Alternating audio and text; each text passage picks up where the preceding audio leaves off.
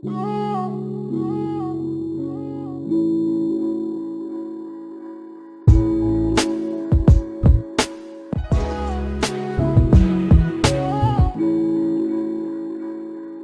वालेकुम एवरीवन, उम्मीद करता हूँ आप सब खैर आफियत से होंगे। जनाब, आज हम इस वीडियो में देखेंगे कि किस तरह आप अपने लोकल होस्ट पे बनाई हुई वेबसाइट किस तरह ऑनलाइन सी पैनल पे आप ट्रांसफ़र करते हैं। बताता चलूँ कि इस वीडियो से पहले हमने दो वीडियोस देखी थी, how to install WordPress manually and how to install WordPress manually in local host. मैं चाहूँगा कि आप पहले ये दोनों वीडियो देख लो, क्योंकि वर्डप्रेस मैनुअली किस तरह इंस्टॉल होता है उसके स्टेप्स और वर्डप्रेस ट्रांसफ़र किस तरह होता है मैनुअली उसके स्टेप्स काफ़ी मिलते जुलते हैं। तो अगर आप ये वीडियो देख लोगे तो आप ज़्यादा अच्छे तरीके से जान पाओगे कि क्या क्या हम स्टेप कर रहे हैं और कौन कौन से स्टेप्स जो हैं वो रिपीट हो रहे हैं। तो सबसे पहले आपके पास जो ज़्यादातर मेरे सब्सक्राइबर हैं उनके पास या बिटनामी होगा या मैम्प होगा। सबसे पहले आप अपना सर्वर ऑन कर लें।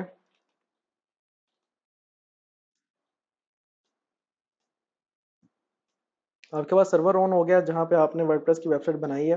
गो टू एप्लीकेशन पे क्लिक करें।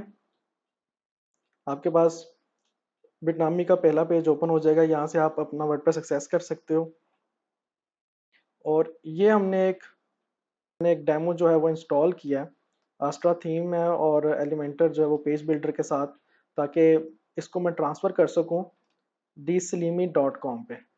ये उसका मैंने सी पैनल ओपन कर लिया। dslimi.com न्यू डोमेन है, होस्टिंग के साथ अटैच की हुई है। अभी इसके अंदर कुछ भी नहीं है। अगर हम फाइल मैनेजर में जाके देखें तो आपकी जितनी भी सारी फाइल्स होती हैं सी पैनल में वो पब्लिक अंडरस्कोर HTML के अंदर होती हैं। तो इसके अंदर कोई भी फाइल नहीं है। सिंपल वही कुछ नज़र आ रहा है जो आपको यहाँ पे नज़र आ रहा है। ठीक हो गया जी। तो अब हमारा स्टेप क्या है? सबसे पहले आपने स्टेप्स करने हैं अपने कंप्यूटर में लोकल होस्ट में। फिर उसके बाद अपने स्टेप्स करने हैं सी पैनल पे ऑनलाइन होस्टिंग पे। लोकल होस्ट पे हमारा पहला स्टेप है कि जितनी भी आपकी फाइल्स हैं उनको आपने बैकअप कर लेना है। ये फाइल्स बिटनामी की फाइल नहीं है। ये फाइल्स हैं जो आपके वर्डप्रेस की फाइल्स हैं, जो बिटनामी के अंदर htdocs के फोल्डर में पड़ी होती हैं। तो ये फाइल्स हमें कहाँ से मिलेंगी? आप यहाँ पे चले जाओ, या दोबारा से बता दूँ, दिस पीसी सी बिटनामी। अगर आपने दो वर्डप्रेस इंस्टॉल किए हैं, दो दफ़ा बिटनामी इंस्टॉल किया है, तो आपको अलग अलग फोल्डर नज़र आ रहे होंगे। जो सा आपने जिसमें आपकी वेबसाइट है आपने माइग्रेट करना है, उस पर डबल क्लिक करो और इसके बाद ऐप्स आएगा, वर्डप्रेस और htdocs। ये जो फाइल है ये आपकी वर्डप्रेस की फाइल्स हैं। इन फाइल्स को आपने ट्रांसफ़र करना है ऑनलाइन। तो इन सब फाइल्स को आप कंट्रोल A कर लो या सेलेक्ट ऑल कर लो और राइट क्लिक करके इसको जिप ऐड टू आर्चिव करके विनरार से जिप बना लें इसकी एक। इसको नाम दे देते हैं हम जी, ये एक तरह से बैकअप ही है तो बैकअप का नाम देते हैं।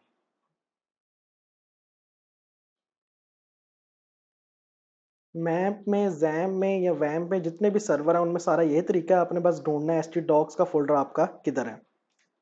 तो यहाँ पे हमारे पास बैकअप का फोल्डर बन गया।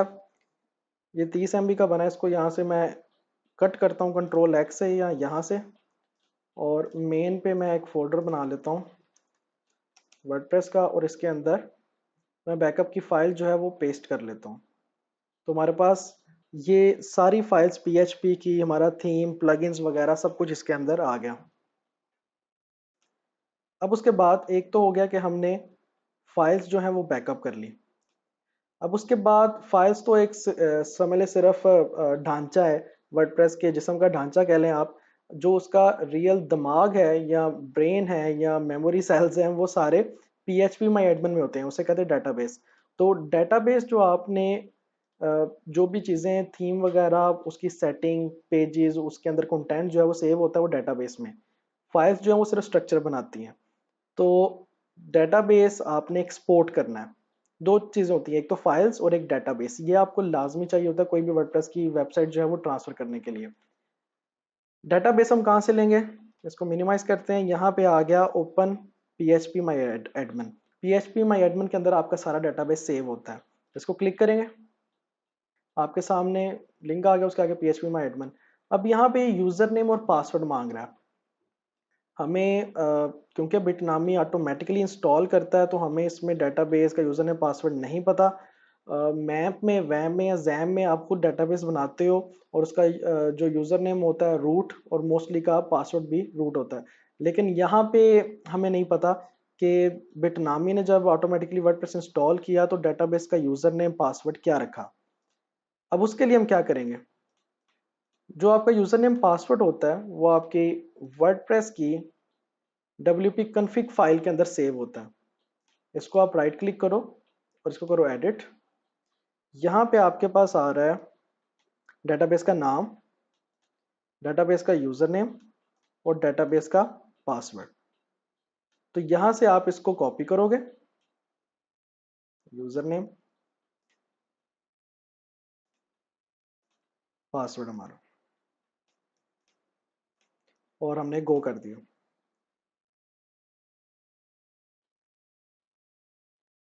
वो आपका यहाँ पे PHP माई एडमिन ओपन हो गया। ये हमारा डेटाबेस है। डेटाबेस का नाम देखना आपने, तो यहाँ से आप नाम देख सकते हो।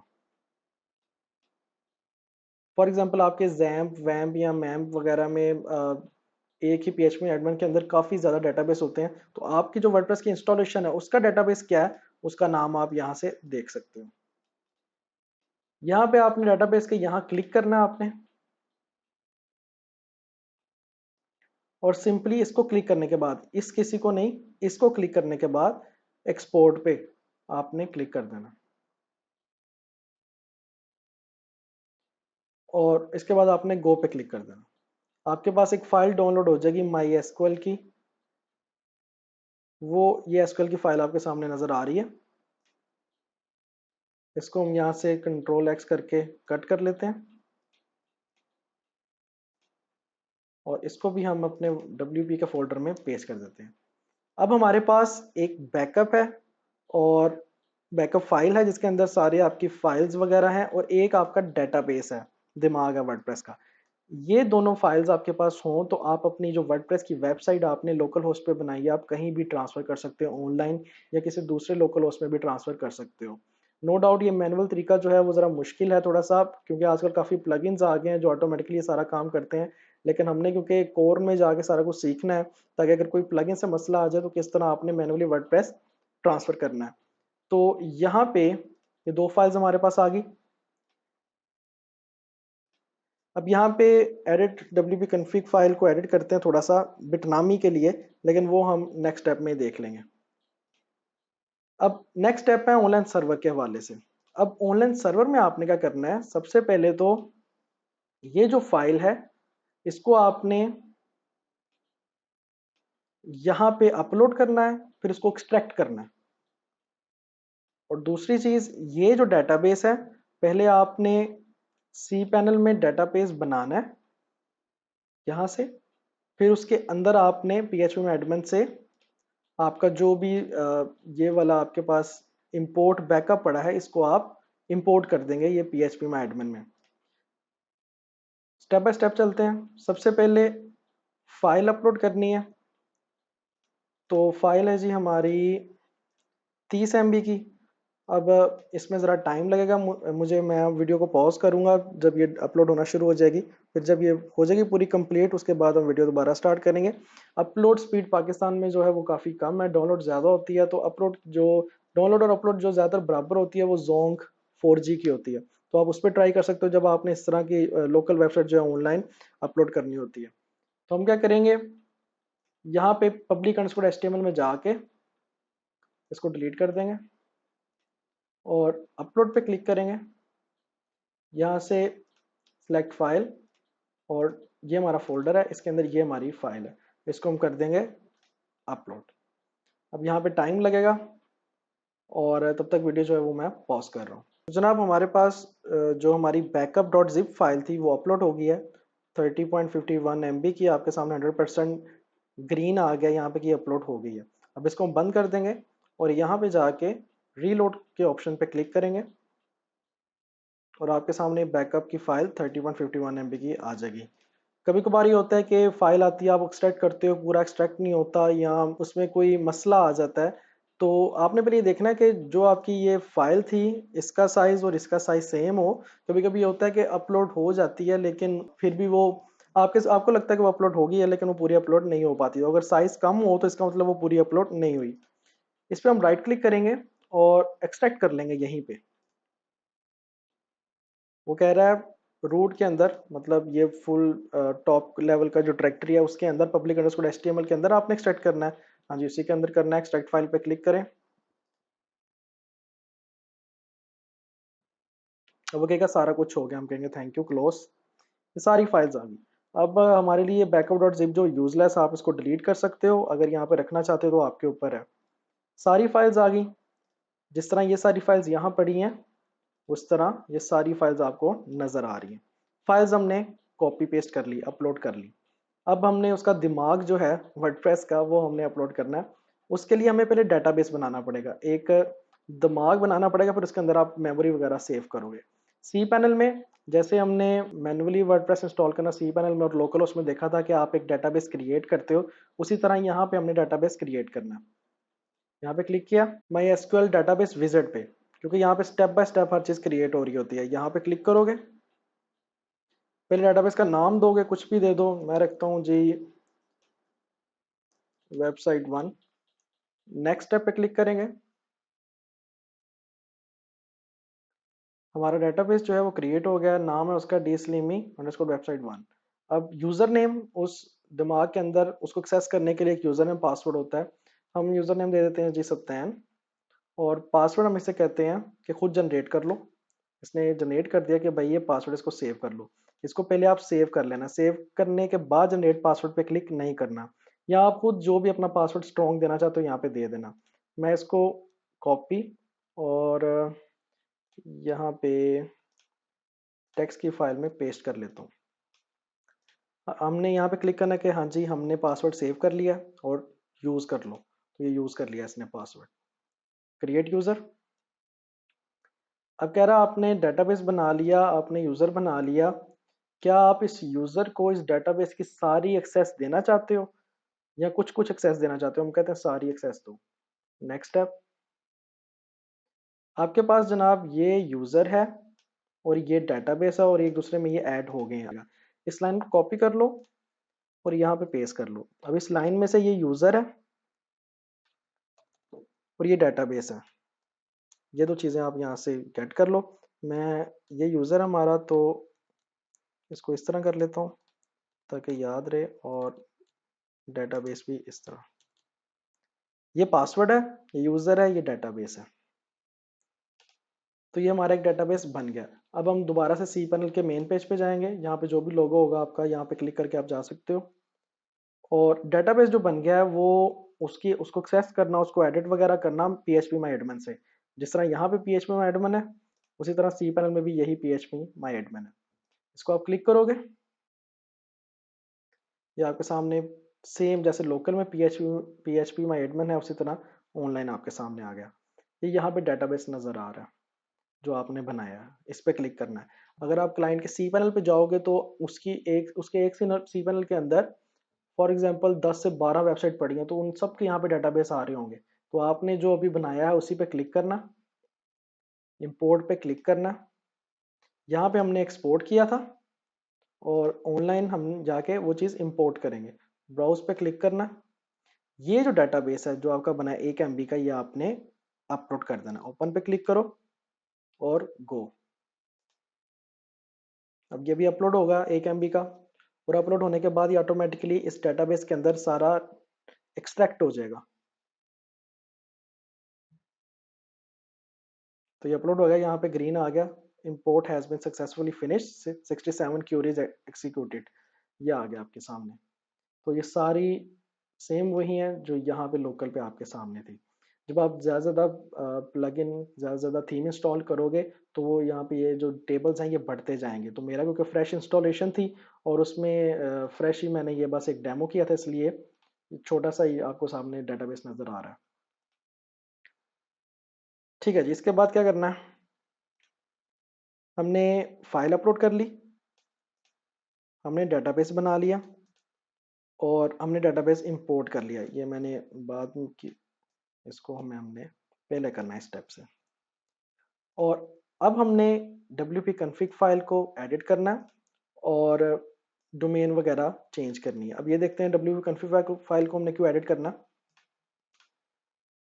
ये हमारी wp config फाइल थी लोकल पे। यहाँ पे वो कह रहा है कि सर्वर में जो php में एडमिन है, जो डेटाबेस है वो है बिटनामी वर्डप्रेस। डेटाबेस यूजर है bn वर्डप्रेस और पासवर्ड ये है। और कह रहा है हमारा जो होस्ट है वो ये है, ठीक है जी। और उसके बाद यहाँ पे कुछ एक्स्ट्रा लाइंस दे रहा है, यहाँ पे लोकल होस्ट पे चलाने के लिए बिटनामी यहाँ पे अपनी कुछ एक्स्ट्रा कोडिंग कर रहा है जो कि नॉर्मल वर्डप्रेस पे नहीं होती है। एक ये डिफाइन किया हुआ है उसने कि कौन सा एड्रेस है, क्योंकि हमारी डोमेन तो होती नहीं है तो उन्होंने डिफाइन किया है कि जो वर्डप्रेस है वो सी बिटनामी में पड़ा हुआ है। ये लाइन और ये 2 लाइन, ये 3 चीजें और एक्स्ट्रा है जो कि ऑनलाइन वर्डप्रेस से ज़्यादा एक्स्ट्रा है ये। और जैम्प वैम या मैम में भी कुछ ऐसी लाइंस होती हैं जिनको आपने रिमूव करना होता है, एक ये और एक 2 ये। और ये जो डेटाबेस की इंफॉर्मेशन है ये वाली, ये सारी लोकल सर्वर वाली है। यही फाइल हमने अपलोड कर दी है, लेकिन बिटनामी वर्डप्रेस तो नहीं हमारे डेटाबेस का नाम। ऑनलाइन ऑनलाइन जो डेटाबेस का नाम है वो तो ये है, सॉरी ये है। और यूजर नेम ये है, लोकल पे यूजर नेम हमारा ये था, पासवर्ड ये है, लोकल में हमारा ये था। तो अब हमने edit the wp config file, हमने wp config फाइल जो है वो एडिट करनी है ताकि हम अपने जो हमारे सी पैनल में फाइल्स हैं ये सारी, इसको हम सी पैनल में जो डेटाबेस है, जो डेटाबेस का नाम है उसके साथ अटैच कर दें। अब क्या करेंगे, हम सी पैनल में जाएंगे, जो लोकल होस्ट वाली है हम बंद कर देंगे चीज़ें।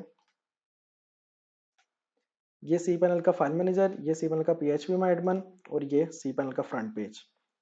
अब हमने जाना है wp config फाइल जो कि सेम वही है जो यहाँ पे पड़ी हुई है, इसको हमने एडिट करना है।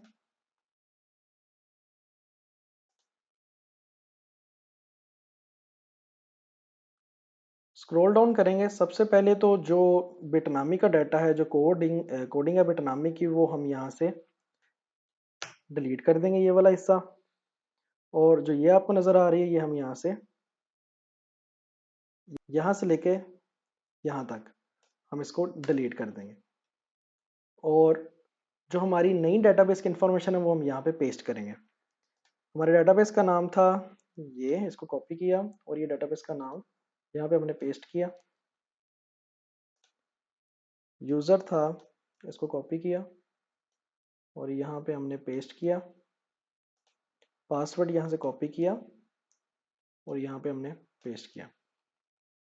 अब जो डेटाबेस होस्ट होता है, जैसे पिछले वर्डप्रेस मैन्युअली वर्डप्रेस इंस्टॉल किया था, हमने देखा था डेटाबेस जो होस्ट सी पैनल का होता है वो होता है लोकल होस्ट। तो यहाँ से ये मिटा के हम करेंगे लोकल होस्ट। ध्यान रखना यहाँ पे कोई और कोडिंग जो है वो ना डिस्टर्ब हो या डिलीट ना हो। जैसे जैसे इसके अंदर है आपने वैसे वैसे इसको कॉपी पेस्ट करना है। तो ये सारी चीज़ें होगी हमारे पास। अब इसके बाद हमने सेव चेंजेस पे क्लिक कर देना। तो हमारा ये स्टेप भी कंप्लीट हो गया कि हमने wp config को बता दिया कि भाई अब अपने पुराने जो सर्वर पे जो डेटाबेस था उसको कनेक्ट नहीं करना, आपने जो सी पैनल पे डेटाबेस है उसके साथ कनेक्ट हो जाना है। इसके बाद नेक्स्ट स्टेप हमारा ये है कि जो डोमेन नेम है वो हमने रिप्लेस करना है। लोकल होस्ट पे आपकी डोमेन का नाम था, आपकी जो वेबसाइट है उसका नाम था लोकल होस्ट कॉलन 81/wordpress, जबकि ऑनलाइन जो हमने जो चलानी है वेबसाइट वो है dslimi.com।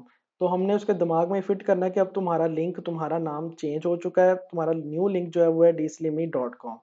उसके लिए आप क्या करोगे, PHP एडमिन में जाओगे, जो डेटाबेस आपने इंपोर्ट किया उसके WP ऑप्शंस में जाओगे और यहाँ पे जो 2 लिंक नज़र आ रहे हैं इनको आप चेंज कर दोगे अपने उस वेबसाइट पे जो आप जिस वेबसाइट पे आप ये ट्रांसफर कर रहे हो dslimi.com पे।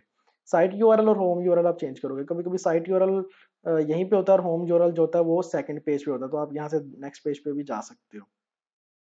इस पर डबल क्लिक करेंगे और यहाँ पे हम नई डोमेन का जो नाम है वो ऐड कर देंगे। ये नाम है हमारी नई डोमेन का। अच्छा, कभी कभी सी पैनल का कुछ और लिंक भी होता है, जो भी आपकी वेबसाइट का लिंक होगा वो आपने देना। मैं तो यहीं से कॉपी कर रहा हूँ। यहाँ पे मैंने कंट्रोल ए किया, कंट्रोल वी किया, हमारे पास ये आ गया और एंटर पे क्लिक किया। और यहाँ पे भी कंट्रोल ए, कंट्रोल वी और एंटर। अब हमारे पास, हमने उसे बता दिया कि आपका जो नया लिंक है वो dslimi.com है, ना कि लोकल होस्ट वगैरह। अब हम अपनी वेबसाइट ओपन करते हैं, देखते हैं जी सब कुछ सही हो गया कि नहीं। dslimi.com और एंटर करते हैं। अब आपके सामने dslimi.com पे ये वेबसाइट नज़र आ रही है। अब ये तो था छोटा सा डेमो मैंने इंस्टॉल किया था। जब आपकी फुल फ्लैज वेबसाइट होती है, उसमें कई जगह पे आपने कई जगह पे लिंक्स पड़े होते हैं, वही पुराने लोकल होस्ट colon81/wordpress के, और कभी कभी तस्वीरें शो नहीं हो रही होती। तो उसके लिए हम ये देखेंगे कि हमारे डेटाबेस के अंदर क्या कहीं पे पुरानी वेबसाइट का लिंक तो नहीं है, मतलब लोकल होस्ट colon81 वर्डप्रेस। अगर उसका होगा तो फिर यहाँ पे तस्वीरें वगैरह या कोई चीज़ें जो है वो फंक्शन नहीं करेंगी। तो हम इसके बैकएंड पे जाएंगे, wp-admin। ये यहाँ पे वही यूजर ने पासवर्ड यूज होगा जो आपने बिटनामी इंस्टॉल करते वक्त वर्डप्रेस का यूजर ने पासवर्ड दिया था। प्लगइन्स में जाएंगे, हम एक प्लगइन जो है वो इंस्टॉल करेंगे, सर्च एंड रिप्लेस डेटाबेस। उसके लिए ऐड न्यू पे क्लिक करेंगे और यहाँ लिखेंगे सर्च रिप्लेस। तो हमारे सामने ये एक प्लगइन जो है दो आ गया आपके सामने। मैं ये वाला इंस्टॉल करता हूँ, एक्टिवेट करता हूँ और टूल्स में जाता हूँ। तो यहाँ पे आपके सामने आ रहा है बेटर सर्च रिप्लेस।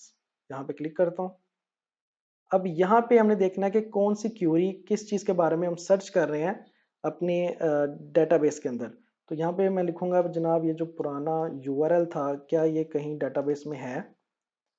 रिप्लेस अभी हम नहीं करेंगे, अभी हमने देखना है कि नहीं है। यहाँ पे क्लिक करेंगे और नीचे ले जाके शिफ्ट दबा के यहाँ पे क्लिक करेंगे ताकि ये सारे सिलेक्ट हो जाएं। और इसको चेक रहने देंगे। चेक इसलिए क्योंकि इससे क्या होगा कि वो सिर्फ सर्च करेगा डेटाबेस में, रिप्लेस नहीं करेगा। तो इसको आपने टिक ही रहने देना और रन सर्च एंड रिप्लेस पे क्लिक करना। अब वो डेटाबेस में सारे देख रहे हैं कि ये कहीं पे है तो नहीं लिंक।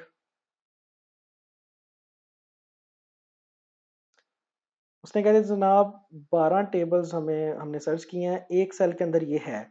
तो हम कहते हैं उसको रिप्लेस कर दो। ये तो छोटी सी वेबसाइट थी इसलिए एक सेल के लिए बता रहा है, अगर बड़ी वेबसाइट होगी उसमें काफ़ी जगह पे बता रहा होगा। और अगर आपने कहीं विजुअल कंपोजर वगैरह यूज़ किया हुआ है तो वहाँ तो पूरे विजुअल कंपोजर में सारी तस्वीरों के डायरेक्ट लिंक लगे होते हैं, वो सारे आपको रिप्लेस करने पड़ेंगे। तो ये प्लगइन इसके लिए ठीक है। इससे पहले आप डेटाबेस का बैकअप ले लेना, वो ऑलरेडी आपके पास पड़ा ही होगा, ये आपके पास पड़ा हुआ। अब हम कहेंगे ठीक है, एक सेल मिला, अब इसको रिप्लेस कर दो न्यू डोमेन के साथ, जो हमारी डोमेन है dslimi.com। ये तो अगर इसके आखिर में आपके स्लैश लगी है तो इधर भी स्लैश लगा दो। अब हम कहेंगे इसको, अब हम अनटिक कर देंगे ताकि अगर कोई उसको ये टेबल मिले, सॉरी कोई क्यूरी मिले सेम इस तरह की, वो इसके साथ रिप्लेस कर दे। इसको अनटिक किया। अब हम सर्च और रिप्लेस का फंक्शन ऑन कर देंगे।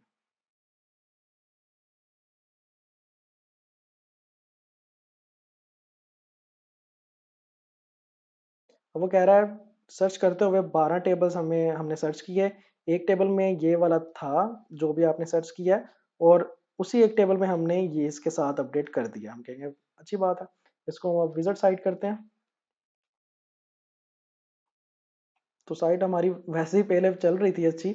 अगर विजुअल कंपोजर या कोई और पेज बिल्डर होता तो वहाँ पे कुछ इमेजेस वगैरह नहीं नजर आती। तो आप चाहते हो कि पुरानी वेबसाइट का लिंक कहीं भी ना डेटाबेस में हो, नई वेबसाइट का लिंक हो, ताकि हर चीज़ उसके मुताबिक उसके अकॉर्डिंगली सही हो जाए। तो उम्मीद करता हूँ आपको आ गया होगा किस तरह वेबसाइट जो ट्रांसफ़र करते हैं। ऑल्दो ये एक मुश्किल तरीका है और इसको एक दो दफ़ा प्रैक्टिस करने के बाद ही आपको पता लगेगा किस तरह आपने वेबसाइट ट्रांसफ़र करनी है। इसके बाद इंशाल्लाह हम देखेंगे कि हम एक प्लगइन के ज़रिए इजीली किस तरह अपनी वेबसाइट जो है वो ट्रांसफ़र करते हैं। फिर उसके बाद cPanel to cPanel change या डोमेन टू सब डोमेन, इस तरह की चेंजिंग हम नेक्स्ट वीडियो में इंशाल्लाह देखेंगे।